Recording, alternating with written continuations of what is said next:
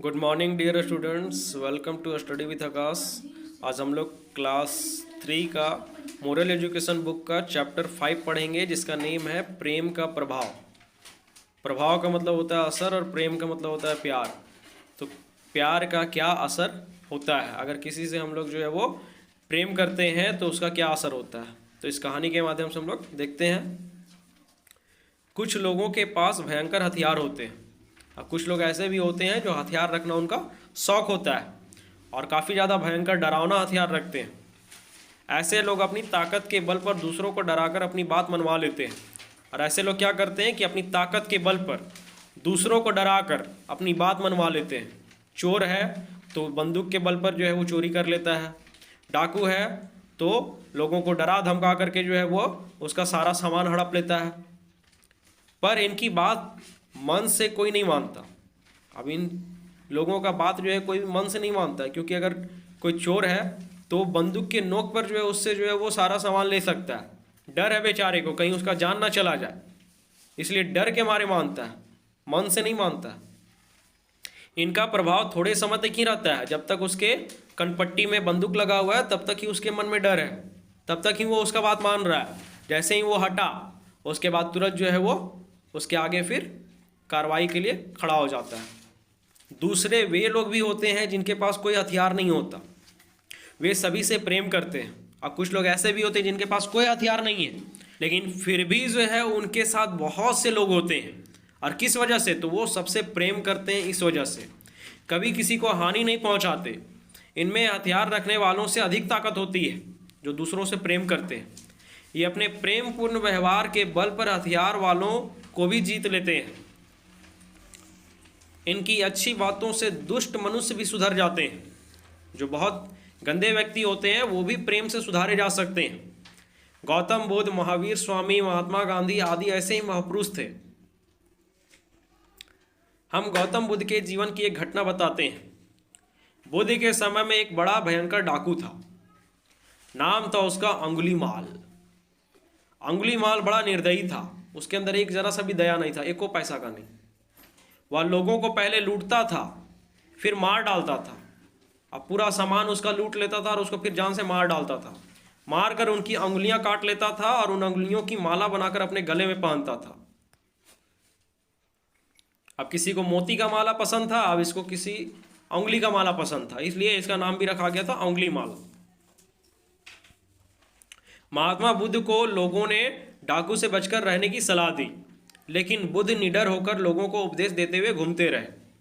महात्मा बुद्ध जब उस गांव में गुजरे वहां पे, तो लोगों ने उनको सलाह दी कि आप जो है डाकू से बचकर रहिएगा। लेकिन बुद्ध जो है निडर होकर के बिना डरे लोगों को उपदेश देते रहते थे, हमेशा घूमते हुए रहते थे। एक दिन बुद्ध एक सुनसान मार्ग पर चले जा रहे थे, सुनसान जहाँ पे कोई आता जाता नहीं है, एकदम सन्नाटा, वैसे रास्ते पर चले जा रहे थे।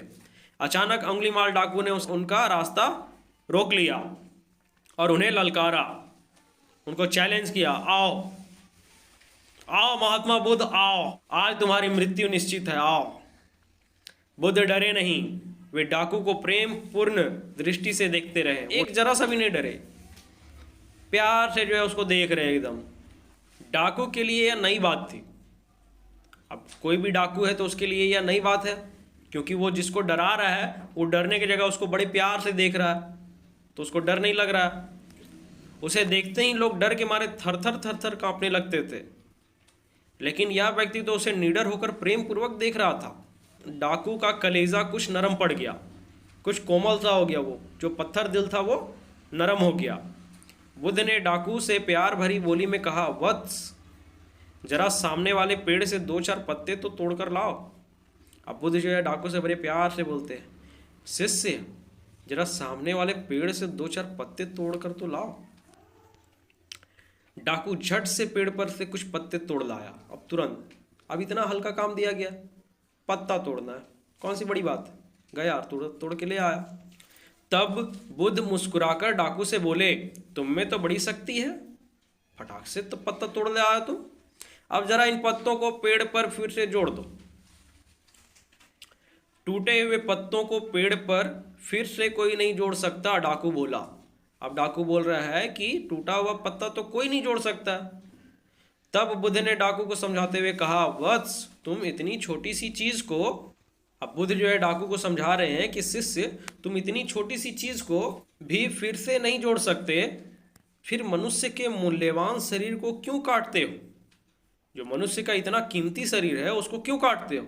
तुम तो 2 पत्ता तोड़ करके लाया, उसको नहीं जोड़ पा रहा है, और इतना कीमती शरीर को जो है काट देता है। सोचो, हत्या करने का तुम्हारा यह काम कितना बुरा है। किसी को मारना कितना बुरा काम करता है तुम। भला हिंसा करने से तुम्हें क्या मिलता है? मार काट करते हो, क्या मिलता तुम्हें? डाकू कुछ उत्तर ना दे सका। अब उसके पास कोई जवाब ही नहीं है। वह बड़ा लज्जित हुआ और बुद्ध के चरणों में गिर पड़ा। बहुत ज़्यादा उसको शर्मिंदगी महसूस हुआ, अपने आप में बहुत ज़्यादा खराब लगा, और बुद्ध के चरण में यानी पैरों पर गिर पड़ा। उसने लूट और हिंसा करनी छोड़ दी। उस दिन से वो जो है सुधर गया, ना किसी को लूटता था और ना ही मार काट करता था। बुद्ध के प्रेमपूर्ण व्यवहार ने एक हत्यारे डाकू को भला मनुष्य बना दिया। सचमुच प्रेम का हथियार तलवार से अधिक प्रभावशाली होता है। इसलिए अगर हम लोग किसी को सुधारना चाहते हैं तो प्रेम से सुधारें, और नहीं सुधरेगा तब तो दूसरा उपाय है ही। लेकिन ज़्यादातर कोशिश प्यार से ही समझाने का करना चाहिए।